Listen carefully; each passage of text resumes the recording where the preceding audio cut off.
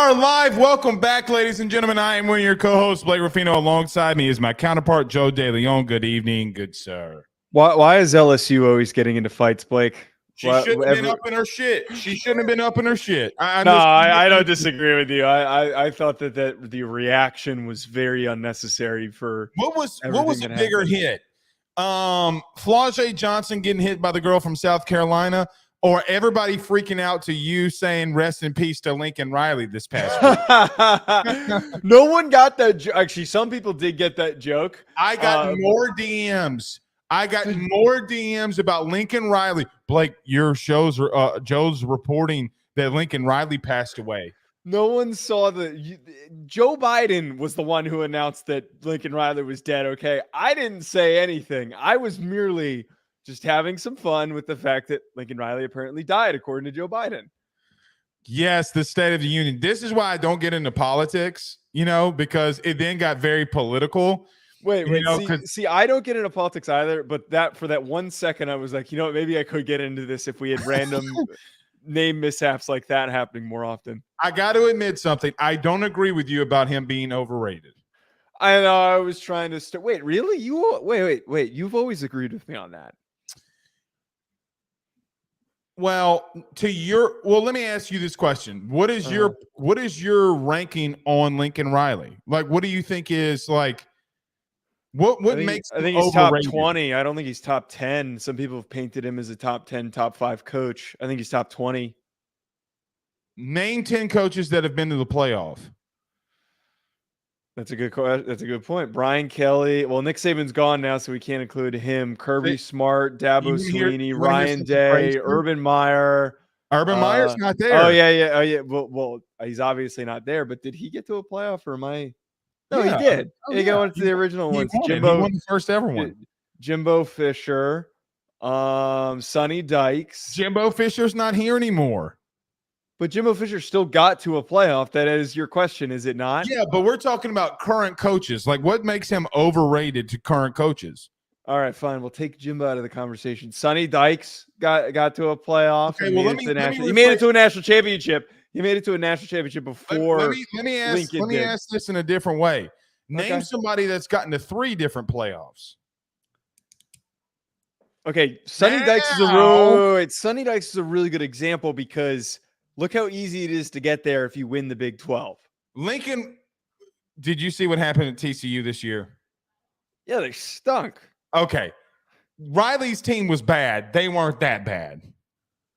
Okay, like calm down. I understand what you're saying. The expectations for TCU, he's overrated because the expectations, he has never lived up to them. Yeah, when he was making the playoff, he was supposed to. I mean, Oklahoma hasn't won a national title since 2000. That on him? Is that on Lincoln Riley alone? Everybody puts Bob Stoops on this pedestal. It is on him to take ownership for the expectations of the jobs that he was hired for. I mean, he was expected to win national titles at Oklahoma, and he didn't accomplish that. Okay, well, then Marcus Freeman's overrated. That doesn't count. Marcus Freeman is in year 3 of being a head coach. That's not the same before thing. Him had 4 straight 10-win seasons. He couldn't get to 1 in the regular season. He's going into year 3. There's a difference between these things. Oh, interesting. Funny how it happens when I see that little Ireland Notre Dame shirt you got. They're not the same. HomeField apparel? Because if you did, it doesn't look as awful. I didn't get that from HomeField apparel. All right, from Ireland. You didn't go to Ireland. No, but my dad and my brother went to the Notre Dame Navy game in Ireland, and they got me this as a souvenir. That's what makes them the best. Did your dad get mad at me when I say I hate when I talk shit about Notre Dame? By the way, he doesn't really tune into the show, which is probably for the best. Oh, probably so. All right, we got a lot to discuss, Joe. We'll talk about the new stuff that's going on with the playoff format. I've heard a lot of people trying to defend it here lately. Okay, even some of the big national people. I am not going to be one of those, but we'll talk about the newness of the playoff and what could be going in what Joe, we got to keep saying it, into probably 2 super leagues. We'll discuss that 14-team playoff. Also, we'll talk about Kalen DeBoer, Alabama's head coach, first-year expectations, And we got to talk about Dave Aranda, my man, good friend, but we got to talk about it. Joe, is he on the hot seat tracker? And if he is, just how much? Yeah, he's probably got one of the hottest seats out of anybody that's still somehow coaching and didn't get let go last cycle. I don't know what to make of their schedule, though. I know that that's how we've kind of approached it and talked about is like, can he win the tough games on his schedule? I just don't know how good this team is going into next year. They have consistently still, despite being a bad Big 12 team, won a lot more games than they were supposed to. Like last year, like, did you think that they were going to win as many games as they did? I didn't think that they were. I thought they were going to be one of the worst teams in the Big 12. Who was that? Baylor.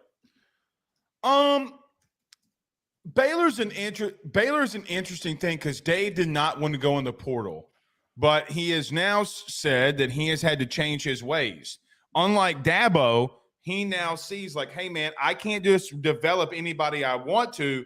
I got to go in the portal and make things happen. I do think, though, Joe, at the end of it all, they rallied strong late, which I do think saved Dave's job a little bit.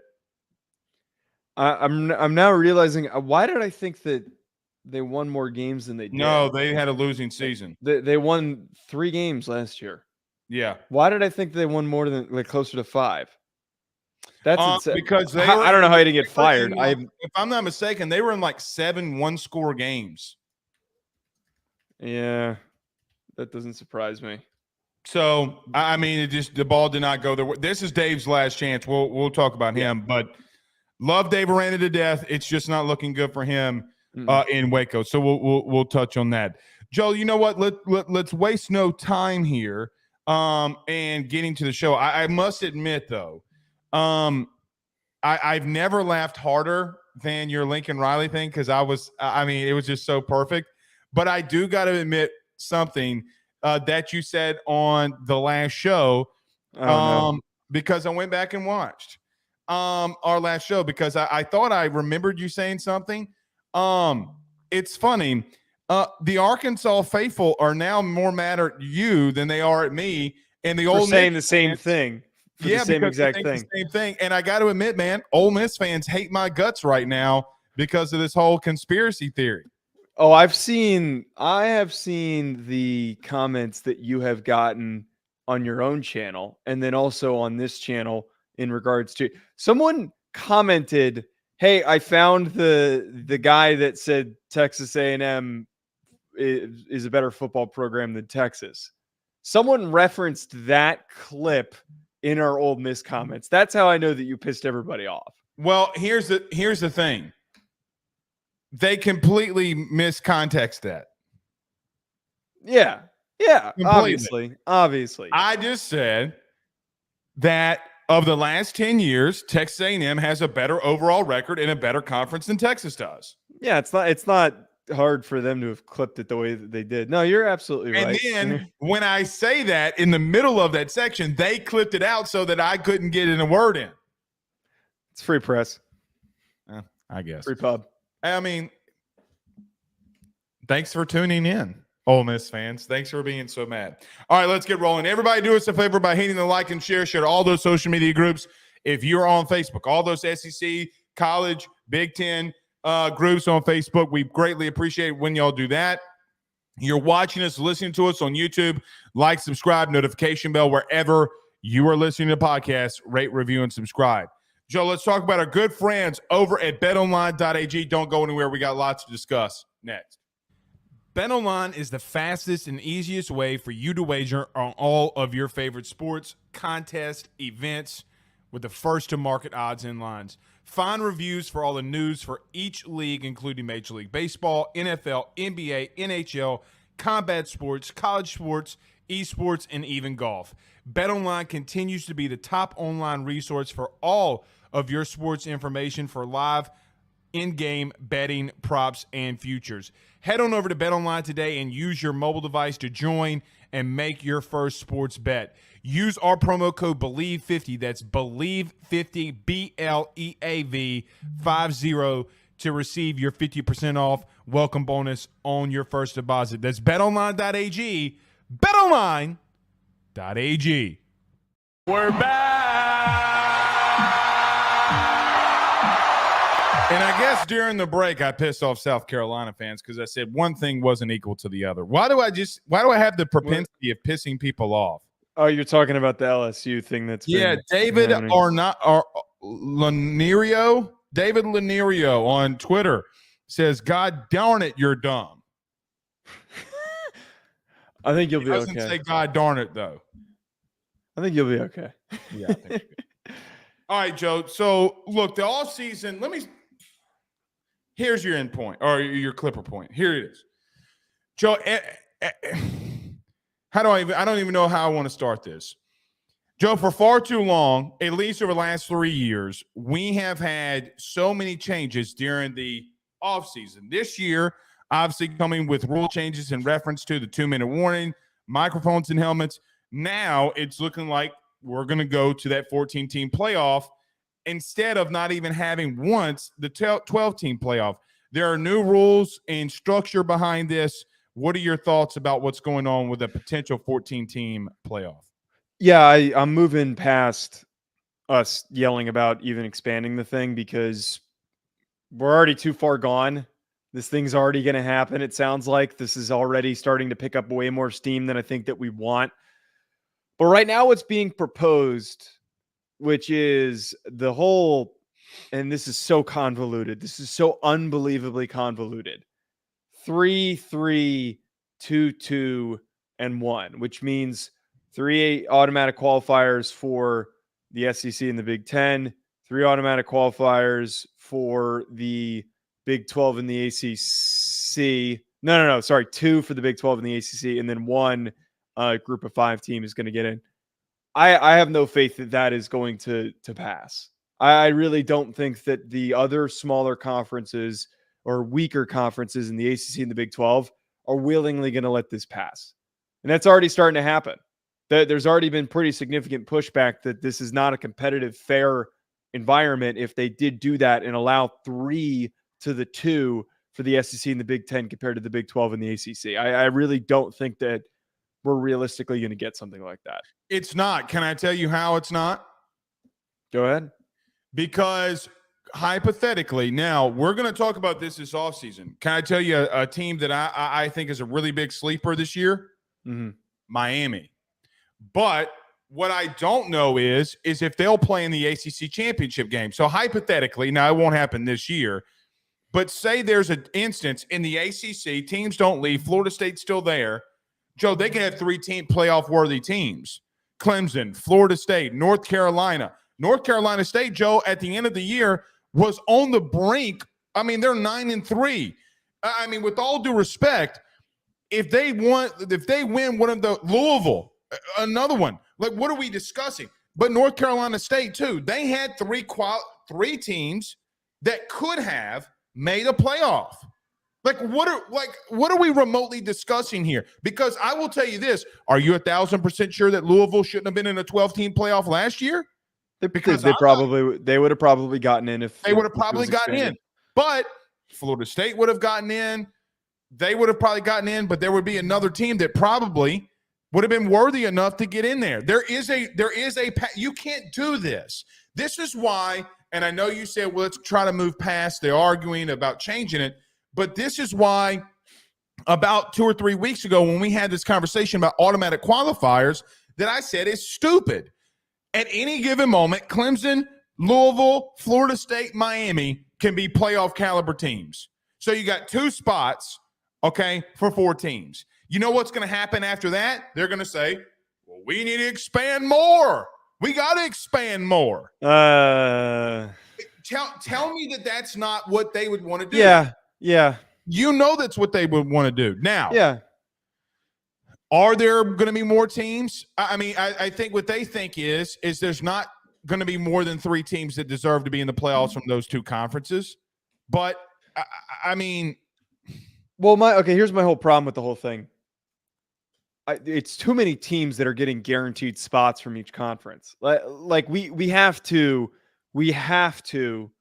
only go with 4 automatic qualifiers for the Power 5 conferences, and the rest has to be at large. Like we have to completely max it out at that, because I think that, like you're mentioning here, it's silly to make the assumption that the SEC, the third best SEC team in every single season, is going to be better than the third best ACC or Big 12 team.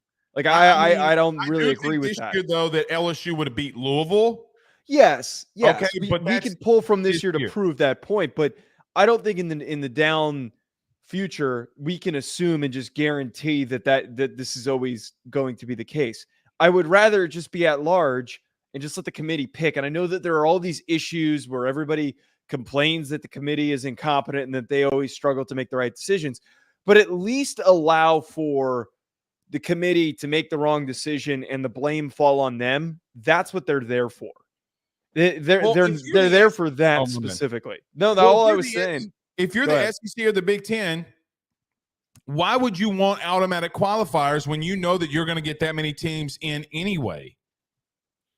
Well, right. So, I feel like that also you're guaranteeing spots to by agreeing to this, you have to guarantee two spots to the ACC and the Big 12. You are putting a ceiling in a way on the amount of teams that your conference can have in.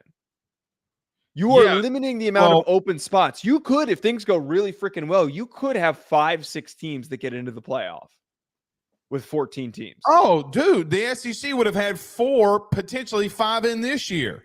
Can I be honest with you? And I'm going to get a lot of pushback for this.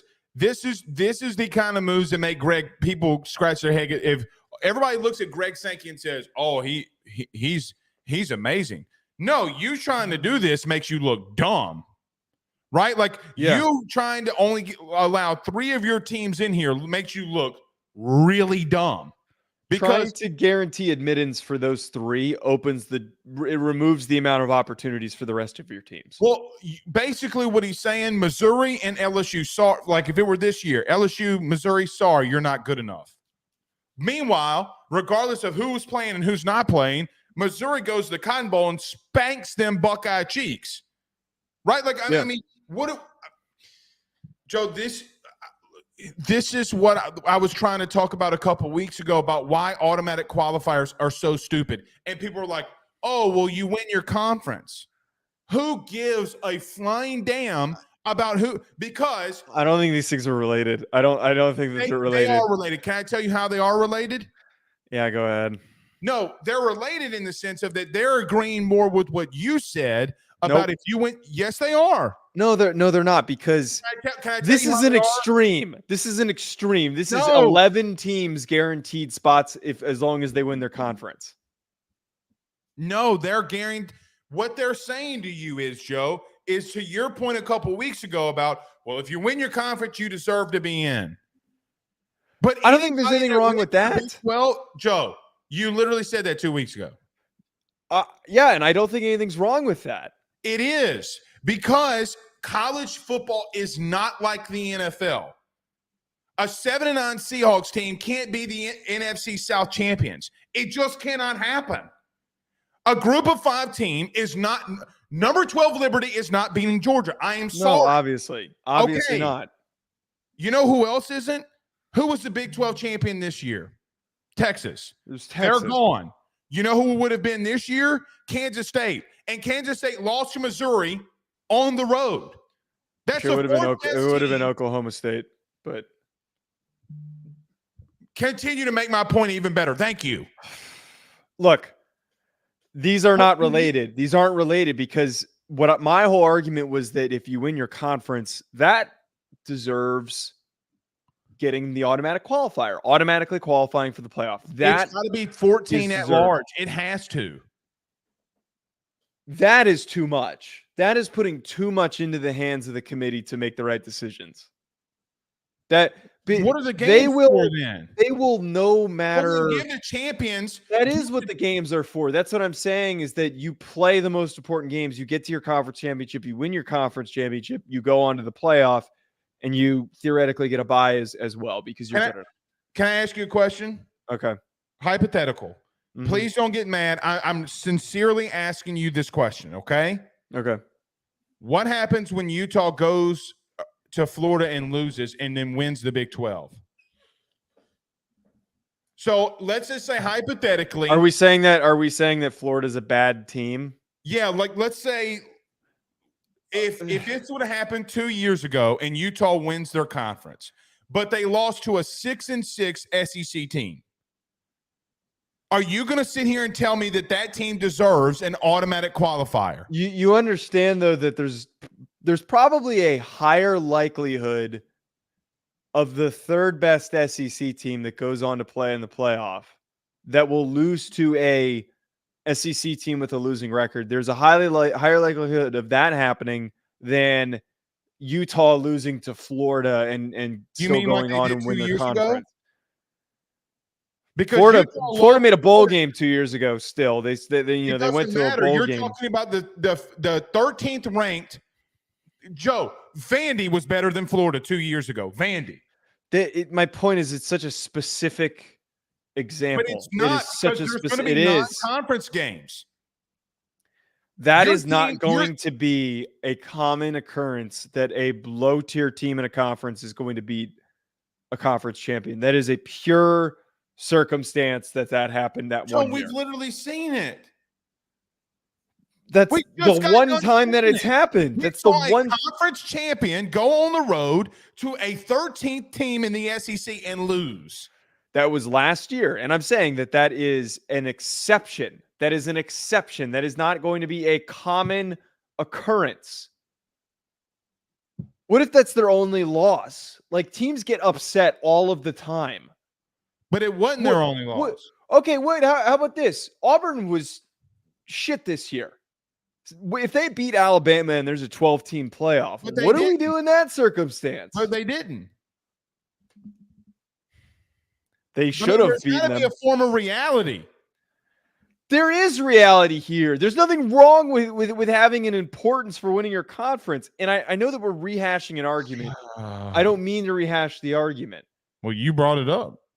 You brought it up. That's not true. The whole point of again, we've talked about this before. There's a reason why people tune in. The whole point of what I have an issue with, though, with this new projected playoff is that we're giving way too many guaranteed spots for people just to slot in. How many guaranteed spots should there be in your opinion? 4? 5 if we have to be nice and give win your G5 conference a spot. Championship game, you should have an automatic bye. Yes, that's it. That's the most that should be guaranteed. Nothing more. I still have an issue with that. I still, can I tell you who I think should have the only buys? The top 2 seeds. I think the top 2 seeds should have a bye. I mean, you do it in the NFL already. But it's a bigger playoff field. I don't know if 14 how the buys you can still do it 7 and 7. You can do 6 and 6. Dude, how does 14 work? Does that mean you have to give 6 teams buys? Is that how that works? Or is it?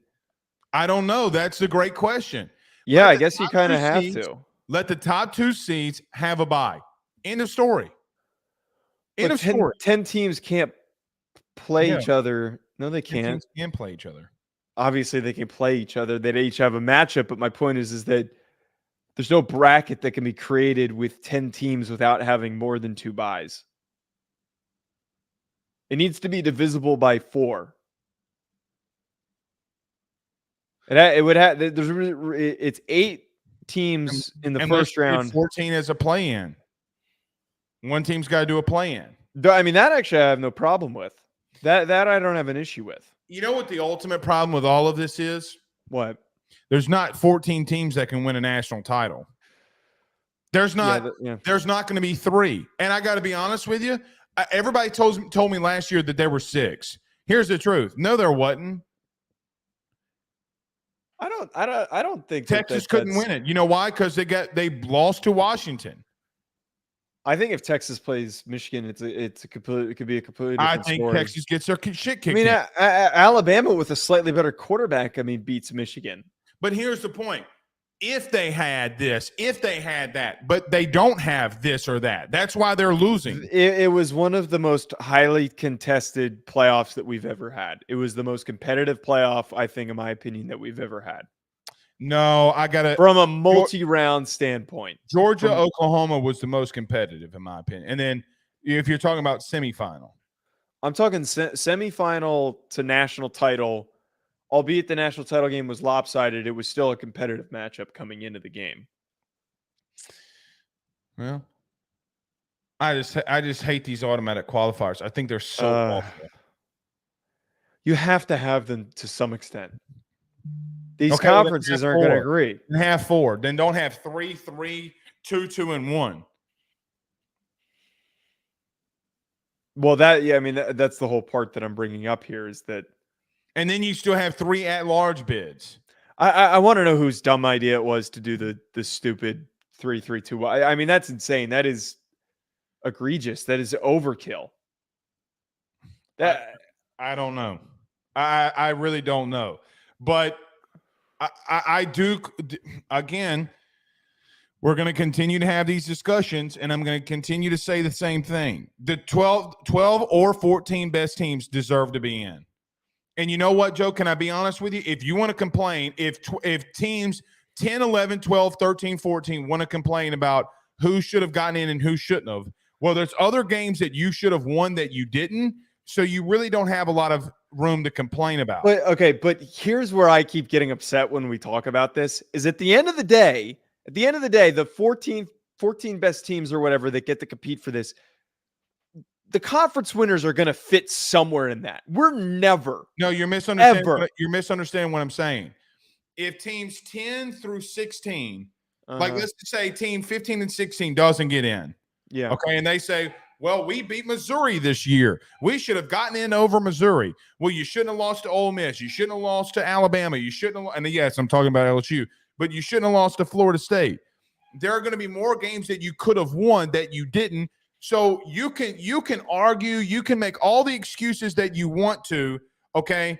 But these automatic qualifiers at the end, all right? This is why it should be at large, because anybody can argue if you're the lower teams down there. The best teams need to get in. You're okay. I feel like we're not really putting like an argument or not an argument, an example in place of like, who could possibly be one of these at-large teams that doesn't get in? It's going to be like an 8-win Kentucky team. Like, man, I'm so upset and hurt that they're not getting in. You know what teams wouldn't have got in this year? Who? If the conferences would have been aligned? You ready for it? LSU wouldn't have been in off of this. Penn State wouldn't have been in off of this. Let me think of somebody else. That's not true about Penn State. No, because they would have meant Oregon would have gotten in, Washington would have gotten in if the conferences would have been the same, is what I'm saying.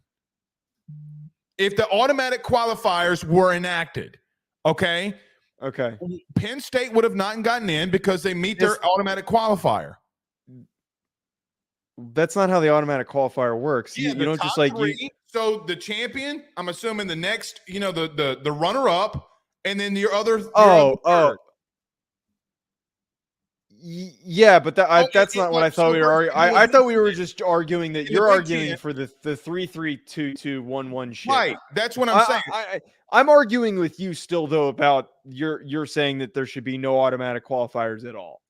But that's what I'm arguing. What I'm saying though, like for example, yes. Okay. Penn State, Ohio State, or Michigan, Ohio State, Oregon, Washington would have been in for the Big Ten. Right? Like this 3-3-2, this 3-3-2-2-1 model. Yeah. And the SEC would have been Georgia, Bama, Ole Miss, Missouri. Yeah. You're leaving out LSU, who beats Missouri. So my whole point in this is any one of those teams that wouldn't have gotten in, Penn State, LSU, Joe, they beat any team in the new form of the Big 12 or the Big 12 for sure in a group of 5 team. Yeah, I mean, I don't disagree with you on the irrationality of the 3-3-2-2-1. I'm so sick of already even saying that. I really don't think that that's going to get enacted, but I was trying to argue with you about the general usage of the automatic qualifiers. You could go back to the BCS and let the 2 top teams fight it out. Or we could just go back to the days when Minnesota would just get handed a newspaper article that said that they were the national champion. I miss those days.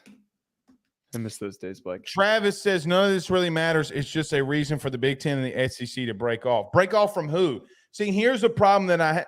The NCAA. What do you mean break off from who? The college football playoff and the NCAA is who they would break off. No, from. the NCAA does not run the playoff. I know that they don't, but that would be who they would break off and no college longer football playoff from who, for what? They would say that. Hold on now. They're deciding with the playoff on how to do this.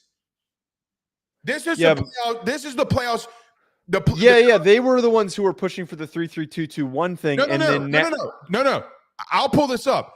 Greg Sankey and Tony Petitti met with the college football playoff, and they came up with this model. The people of the college football playoff said, "Hey, y'all decide how y'all want to get it in here. We'll run the sucker." And the rest of the conferences have felt that it's unfair. Yeah. So if the rest of the conferences do enough damage, there's plenty of opportunity for them to say, don't put this on the playoff committee. Don't put this on anybody else because everybody. Yeah, it's not on them. It's not on them. If they were to leave, it would be because of the other conferences not sitting down and complying. They just gave ESPN just gave $7 billion. They ain't going nowhere. Sure they would. Would. No, they wouldn't. Yes, they would. I mean, that's the whole. I think that they wouldn't hesitate to leave and leave and go do what? They have their own playoff. The two of them. You think that they couldn't command their own money? Playoff committee only to go to the playoff committee. Yeah, go make a new playoff committee where they don't have to share the goddamn money with anybody else. The most white person thing I've ever heard. Let's go form another committee. Welcome to college football in 2024. We argue over nothing.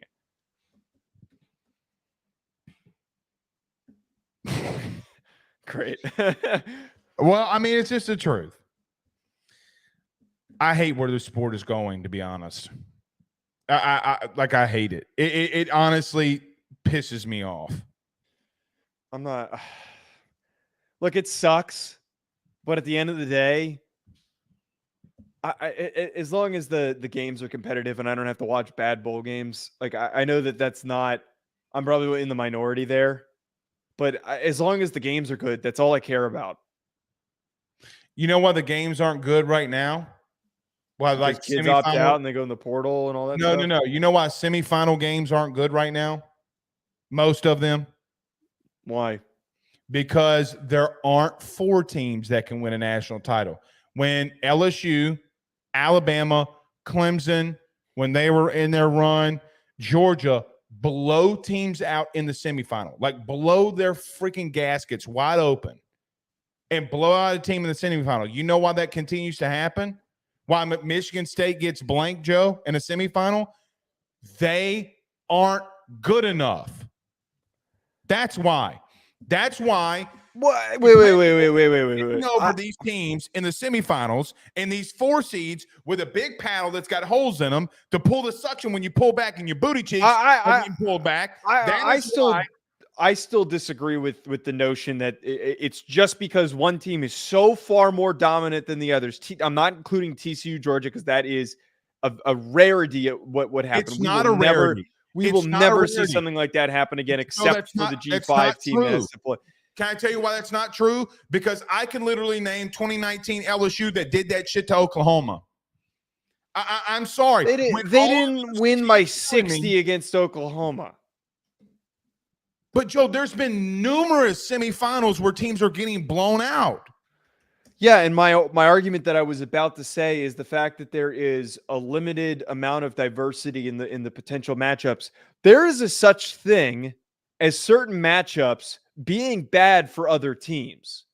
Like TCU, Georgia is an example of a horrible matchup. They didn't have the offensive linemen to compete. But I would argue if TCU plays Washington this past year, that game probably could have been competitive and close. If Alabama plays Michigan, why can't you say Michigan? Why you can't go from one national champion and not use another? But yeah, I can. No, you can't. Wait. If Michigan plays Alabama in the national championship instead of the semifinal, the game would have been much closer. That's my whole point. Is that It's all depending on these matchups are important to talk Joe, about. here's the problem with that. You're taking 2 close games. I can name 20 semifinal games that have been blowouts. Name them. Michigan State. Okay, you ready? Michigan State got blanked by Alabama. Ohio State got blanked by Clemson. Joe Burrow threw 5 touchdown passes in a half, 4 of them to Justin Jefferson in a quarter, or just a half, but almost a quarter against Oklahoma. I just named 4 where those teams got spanked, and can name others. I still stand by the fact that I think that certain matchups are not favorable, and the fact that it's a goddamn month and a half off before they play these games. There's so much. 42 points in a half. I'm shocked that Nick Saban had a month and a half to prepare, and it's not just a close win, and he fucking dicks down the team that he played. And you think Kirby? They weren't prepared. You don't think Kirby's going to do that? You don't think Ohio State, when they're on, won't do that? There's less time to prepare now. There's less time because there's more matchups. Oh, Jesus Christ.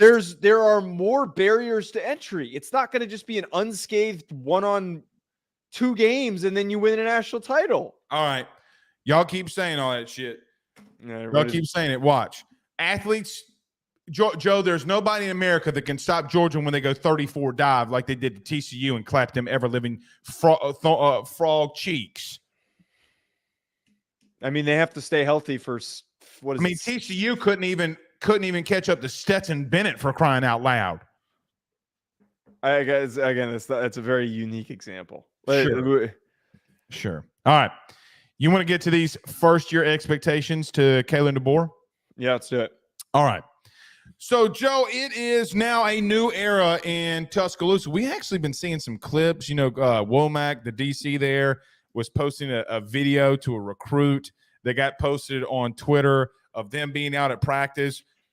Alabama actually has a coach that has a social media account, which is actually pretty funny, in my opinion.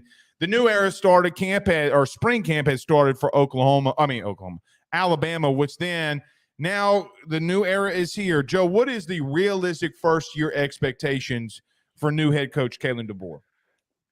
I know that we analyzed the hell out of this when all this happened and there was the coaching change, but I've now spent some time really getting a feel for how I think things are going to go in 2024. Okay. The roster that Kalen DeBoer is going to be coaching. We are exposed to the 2 biggest young players that left with Caleb Downs and Caden Proctor. But a lot of those guys that were on a team that went to the Rose Bowl, that won the SEC championship, there's a good amount of guys that are coming back. This is still a really, really good SEC roster. Right. If the wheels fall off for Kalen DeBoer, it is not going to be in year 1. It's just not. He is a fantastic elite in-game coach from a preparation standpoint, from an X's and O's offensive standpoint. The way that he prepared Washington and also made in-game decisions to help them win this past year is enough proof that Kalen DeBoer is a fantastic coach on Saturdays. If the wheels fall off, it's going to be because he doesn't recruit well enough and they start to lack the depth to stay consistently good. I think in 2024, Blake, at minimum, they're going to win 10 games. I think that we need to acknowledge that even though they have a tough schedule coming up, Kalen DeBoer with a more talented roster is still going to be able to win 10 games. He went undefeated in the regular season with Washington in a lot of games that he was not supposed to win. Yeah, but the opponents don't equal the same. Playing Stanford, okay, obviously. Playing Arizona State and almost losing those. Joe, I got to be honest. They don't play some of these teams. You can't do that to Tennessee. You can't do that to LSU. I'm going to be real with you, and you're going to completely disagree. You can't do that to Mississippi State. Now, he was in a They'll be fine against Mississippi State. All right, let's go there. He barely gets out of a win against Arizona, right? Arizona lost to Mississippi State, who fired their head coach. At some point, these in-season wins have to matter. I hate using the whole Arizona-Mississippi State example thing because they were transitioning quarterbacks and were dealing with the injuries at the beginning of the season, okay? Joe, Mississippi State was literally running 2 different offenses week to week. That was the beginning of the season. That was the very beginning of the season. They played in season. week 2, Joe. One week they came out in the air raid. The next week they're running the power eye. I'm not. My point is, I'm not surprised that Arizona, who was still trying to get their feet underneath them with the whole Jane DeLora Noah Fafita situation, that they lost that game. Let's just move on from that for a second. I will give you the. I'll give you that. 10 wins for a first-year expectation for him in Alabama is way too much. Way too much. I just don't know if he can come into this conference, which, by the way, is still extremely talented, and win 10 games in the regular season. Joe, he's got to play Georgia. He's got LSU on the road. What's Kalen DeBoer for the first time when he's got to go to Death Valley at night and be a part of that? How is he going to coach then? Now you could say, oh, well, there's some really great games and really good really good things that happen in the Pac-12. Not like being in Death Valley at night at 8 o'clock, 8:30, 9 o'clock when everybody's liquored up. It's not the same. Do I think the ceiling, though, to your point, do I think the ceiling for them is to get to 10 wins in the regular season? Absolutely. That's too low. That's too low. Joe, Only 10 wins? You think that they can't win more than 10 games next year? No, I do not. Not in year one. I don't think he goes 11-1. No, I do not. He's not going 11-1 in the regular season. No. I think it's more than plausible. There's one team on their schedule that they What's going to happen if he goes up to where do they play in Wisconsin? They are not going to lose to Luke Fickell in Wisconsin. There is not a goddamn shot in hell. I know that for a fact. They don't have a single body that can go up against an SEC defensive lineman that can block LT Overton. They don't have a single body that can do that. They did that against LSU in the bowl game.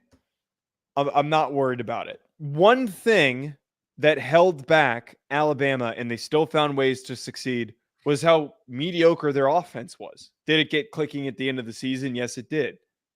I think that the talent that they have going into 2024 offensively is better than what they had in 2023. I think that. Wait. What? I think the talent that they have going into 2024 offensively is better than what they had on the field in 2023. I think there's better options at quarterback. There's more depth at quarterback. I think that the addition of Josh Swavis, who they added from the portal, who came over from Washington, this is a better offense than people are going to be willing to admit until we see it in action. And it's better coached. It's not Tommy Rees making the decisions. Well, sure, but you know what else? Nick Saban's not also on that sideline either. So you can blame Tommy Rees and your Notre Dame shirt that you're wearing all you want to. They still got to a playoff under Tommy Rees. Joe, I look at their schedule. They got Western Kentucky. They got South Florida at home. Maybe that's a little bit of a revenge game. Remember that South Florida game this past year. Maybe Nick Saban wants that. You're just being a hater, just bringing up South Florida. Like I'm not being a hater. Yes, you are. I'm joking. But they go to Camp Randall. They go to Madison. They go to Wisconsin. But, Joe, here's where things get a little interesting.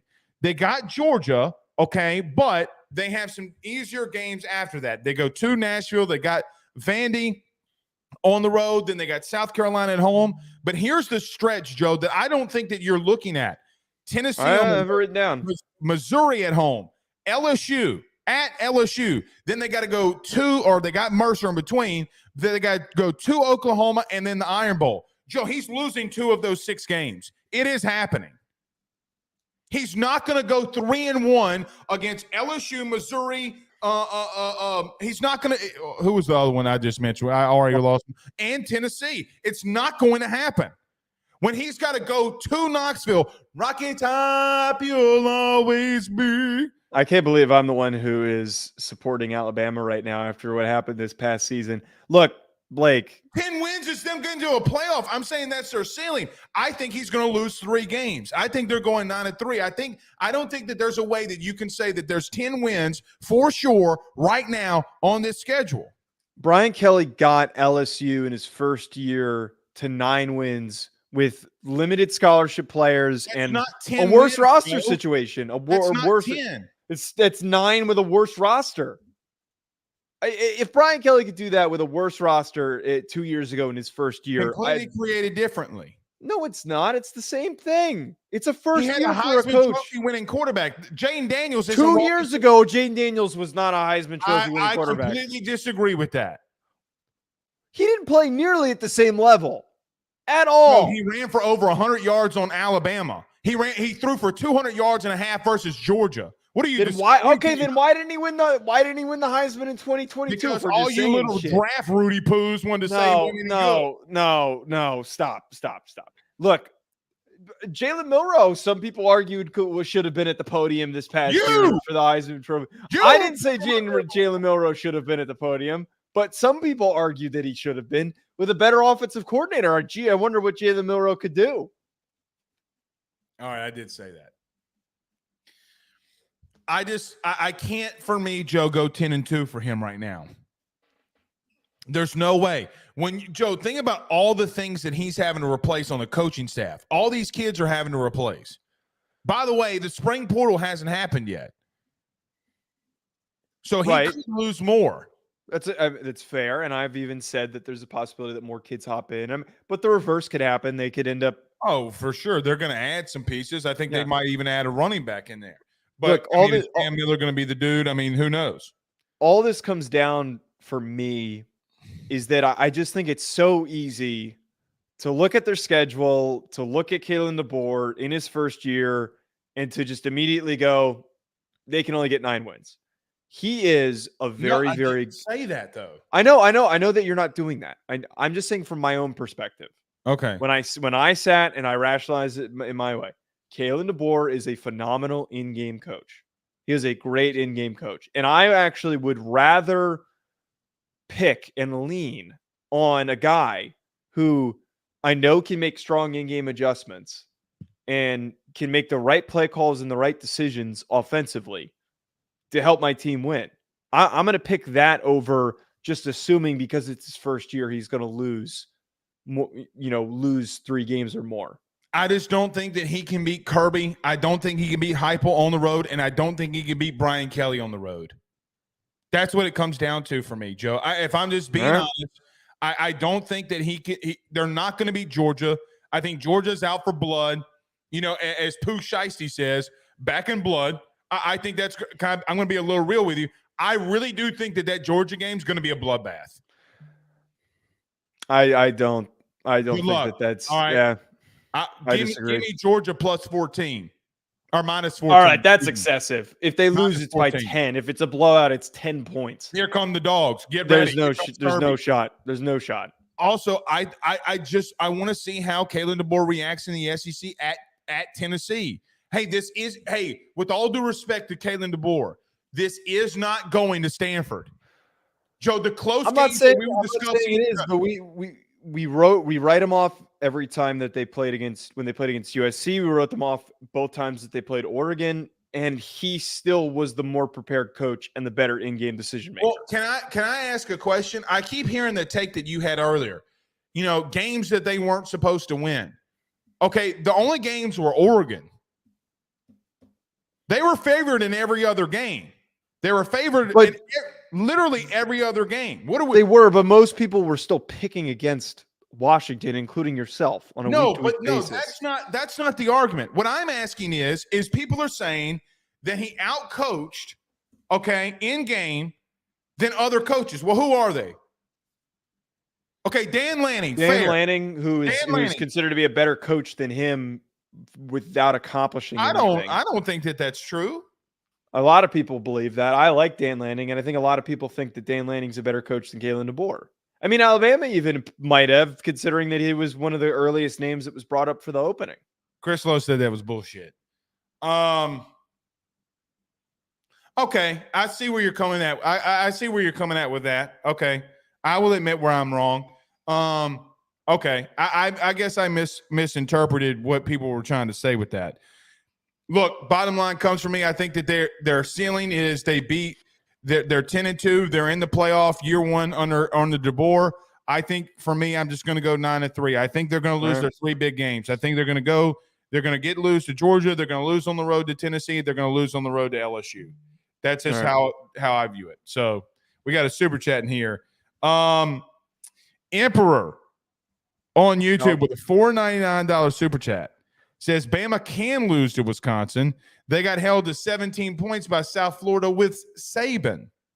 It was a torrential downpour in the beginning of the season, and they played Tyler Buckner at quarterback. Jalen Milroe did not play. That game is a very but in fairness, they couldn't even run the ball either. Like you should be able, if you're Alabama, you should be able to line up, run the ball, and be able to dominate them and score more than they did. Did you think that they were trying in that game? Did you think that they were trying? I don't think they were. I really do think that Nick was trying to give Buckner and Simpson a chance, okay, to see what would happen. Because, Joe, let me ask you this question. If Ty Simpson goes out there and they win 42-7, who starts the next week? Probably would have been Ty Simpson. You goddamn right it would have been Ty Simpson. So what do you mean was he giving him a chance? You know good and damn well he was giving him a chance. Yeah, but that's not what he was, but I don't think the rest of that roster was trying. I don't think they gave a shit. Well, that might be true. You might be on to something with that, but yeah. Nick Saban did. I don't know how much wanted Jalen Milroe. But by the way, did you see the photo that Jalen Milroe posted on Instagram? It was him and Kalen DeBoer. He was sitting to the left. He was sitting to the left of Kalen DeBoer. It was Nick Saban behind him and Nick's two sons. They were all at the basketball game together. That's funny. No, I didn't see that. You know what's funny is Kalen DeBoer hanging out, and this is the third time we've seen it with Jalen Milroe. He's trying to get to know his quarterback. I hope he can throw it deep. Oh, well, we know he can throw it deep. It's just, what does he do with the intermediate stuff? Actually, that's true. I don't know why I'm saying no, he can't. Yeah, he's great. Great to throw it deep. Brother can heave that some bitch 50 yards, 60 yards. I mean, Michael Penix is pretty bad at throwing over the middle of the field. So, I mean, maybe this will work out better than we think. Hey, by the way, did you see the Jaden Daniels versus JJ McCarthy stat sheet? I don't want to look at that. Oh, dude. They were like, Jaden doesn't throw over the middle. He threw 17 touchdowns in the middle of the field. Yeah, we need to remember the throw volume that he has. Joe, JJ McCarthy only had one. Yeah. Okay. Come exactly. on. Exactly. Come on, bro. All right. Let's see if we got any more super chats in here. We do not at the current moment. Joe, let's do this. Let's talk about our good friends over at HomeField Apparel. We'll come back. Our good friend, Dave Aranda. Is he on the hot seat? We talk about You're a good friend. Don't be. Dave loves this show. I'm joking. You don't know. He might be subscribed. I doubt that he is. I would. You want to? Hold on 1 second. You want to place a bet? Yeah, let's place a bet. If he's, do I need to be careful? What I'm saying? No, I don't think you need to be very careful with it. You want to bet $1,000 right now? Yeah, deal. $1,000 if you could prove it. $1,000 if you could prove it. Oh, dude. Can I have my 1,000 and all $1 bills? Sure, deal. If you could prove it. See you in 60 seconds. I got $1,000 to go get. Okay. Ruffino and Joe Show is brought to you by HomeField Apparel, which is the best, without a doubt, premium collegiate apparel brand that is out there. They have over 150 different colleges that you can choose from, whether you're an Illinois fan or a Rutgers fan, maybe you're an LSU fan like Blake, or maybe you're an Alabama fan, whatever it is, even Idaho. They have so many different designs for so many different football programs that I can guarantee you're going to find some great stuff to help root for your favorite team. I've already gotten my Notre Dame stuff. Blake has his LSU stuff. Make sure you head on over to homefieldapparel.com to check out your team's collection of clothing apparel that they have on the website. And when you do so, when you check out, make sure you use promo code RuffinoJoe to get 15% off your order. That is RUFFINO, Ruffino Joe. Head on over to homefieldapparel.com and get your college gear today.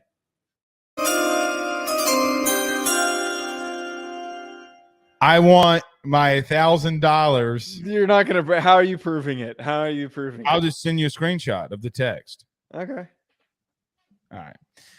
Joe, we've been doing this, our hot seat tracker for head coaches. We've done Sam Pittman, Billy Napier. We go over to Waco, Texas tonight and talk about our good friend Dave, or my good friend, as you wanted to mention, because you want nothing to do with Dave Aranda, apparently. Okay. We go over to Waco. Joe, it has not been good since the first couple of years under Dave Aranda. They got to the Big 12 title game, won a Big 12 title game, and it's kind of fallen off since then. I don't know how else to say this, but yeah, Dave Aranda's on the hot seat. Yeah, I mean the 3-9 that they had record they had last year. I'm surprised that he made it to this offseason. And maybe it's the fact that they just want some stability based on everything that's happened since Matt Rule and the coaching staff prior to that with the whole scandal that occurred. I will say I was very pleasantly surprised, though, by some of the kids that they added in the portal. They've got a very underrated portal haul for the Big 12. If things get turned around, I would willingly put faith in DeQuan Finn to have a really good season. He was phenomenal this past year at Toledo. And I know that I put faith in these random G5 kids all the time that I bring up. He was getting last time you did it was for a guy named Jared Verse, and you actually didn't look too bad on that one. And that was an FCS guy too. Mm-hmm. But DeQuan Finn was one of the best players, if not the best player in the G5 this past year. He was getting looks when he entered the portal by a lot of other major programs that were looking for quarterbacks, and he decides to go to Baylor. If there's a guy who just randomly pops off and we're like, DeQuan Finn, you mean the kid from Toledo? It could be him. But they have a complicated path for them to get back to a winning record situation. I guess I'd put this at a 7 because I think that it's the Big 12. And if there's a coach who prepares his guys and gets them ready to go and they turn the tide, it's going to be him. But I just don't know how likely that's going to happen and if he's already done too much damage. So, look, I mean, he did bring in some defensive pieces. He went and got an interior offensive lineman, brought Michael Trigg, the tight end, over from Ole Miss. Mm-hmm. He does have some big-time departures. Like Jake Roberts is going to Oklahoma, also the tight end. He loses a running back as well. I understand. So here's the thing I think with Dave that people don't need to remember. He was not for the portal. He did not want to go in it. He didn't want to attack it, and now has even said somewhat in so many words publicly that now he has to. I mean, he just does not have a choice. He's going to have to go out there. I do agree with you on the portal haul in reference to, he got Jamal Bell, the wide receiver from Nevada, Steve Linton, the edge from Texas Tech, who actually had a pretty good year. He's rebuilt both safeties. He's got Cameron Jackson, who had a really good year at UNLV. Under Odom. The problem is, Joe, as I still don't think that they have the coaching around him, nor do I think that they have the talent. I think Dave was given a year because he's a really good guy, and I love him to death. But I don't see it. I just don't see where. Now, the only way I could see it is that now he's in a new Big 12. Maybe some things shake up, but Joe, I'm just not confident in a complete turnaround where he doesn't. And here's the question. What record does he have to have? Does he have to go 6-6? Does he have to go 8-4? Does he have to go 9-3? What does he have to keep his job? And I do know, how do I want to say it? I do know that there were some thoughts that Dave might be the next DC at USC. I think that there was I'm not really even thinking. I think that there was conversations that were had about if he wanted to be the first part of Chip Kelly, a head coach leaving and going to be in a DC or just a coordinator, I should say. So I like Dave a lot. He's very cerebral, but the problem that's always been the thing that's always been his problem, Joe, is recruiting, and he's not dominating enough and getting the dudes in enough to be able to overcome some of the shortcomings. Yeah, at the end of the day, the fact that there has been a seasonal regression, there has been a regression since that Big 12 championship game.